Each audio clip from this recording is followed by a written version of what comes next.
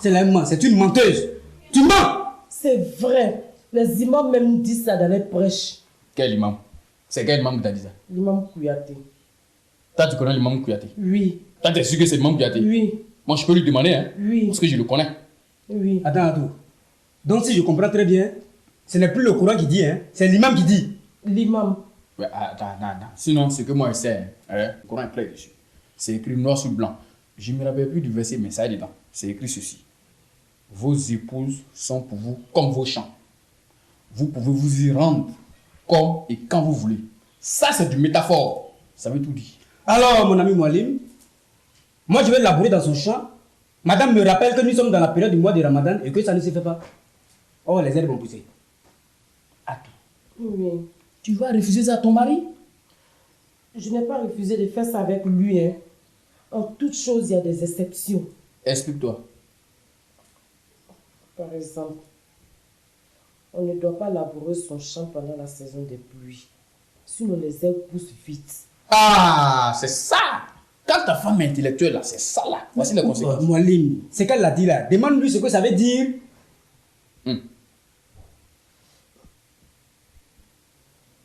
Je veux dire que quand on jeûne, on ne doit pas avoir des rapports. C'est du péché. Faux. Et ça gâte nos jeunes. Faux. Faux et usage de faux. C'est plus, c'est plutôt ce que tu es en train de dire là qui est péché. Ah, là, ça se complique. Bon, on va se calmer. Moualim, demande pardon à ton ami. Dis-lui de se calmer. D'attendre un peu seulement. Dans 30 minutes, on va rompre. Non, ça là, Adou, ça, c'est compliqué, hein, parce que là, quand ça se lève là, on ne peut pas arrêter. Hein? Enfin, il y a quoi à dire, Nako? À Sago, on me le bonheur. Comment qu'elle disait? Ça, c'est intéressant. Oussal, elle a parlé. Hein? Elle a parlé. Bon, Oussal. Ouais. Oussal.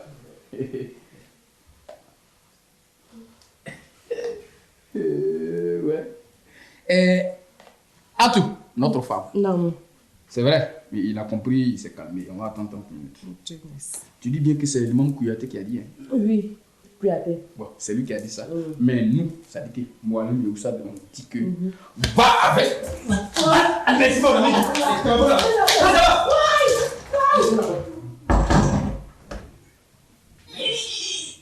Allahu Akbar. Alhamdulillah, wassalatu wassalamu ala rasulillah.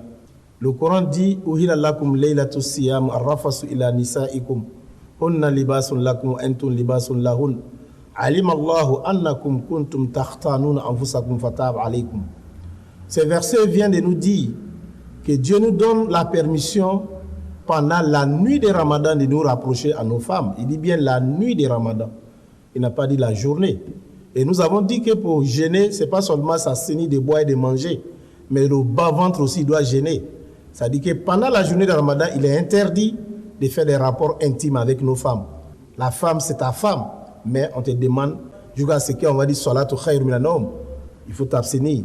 Tu dois faire toute la nuit, mais la journée, du lever du soleil jusqu'au coucher du soleil, on ne doit pas aller avec nos femmes pendant le mois de Ramadan. Mais dans la nuit, on peut se permettre. Mais auparavant, les premiers musulmans, même la nuit, c'était interdit. Mais quand Dieu a constaté que certains sahaba trichaient, Dieu dit, bon, je vous permets d'aller la nuit. Donc nous, on a eu la chance. Si on nous interdisait aussi la nuit, je ne sais pas comment les autres allaient arriver. Et ce que Moualim Oustaz font, ce n'est pas islamique. On ne doit pas faire comme eux. On doit toujours rester dans le test. Et si on ne sait pas, on doit demander. Qu'Allah nous permet de comprendre cela et qui nous guide sur le droit chemin. Wassalamu alaikum wa rahmatullahi ta'ala wa barakatuh.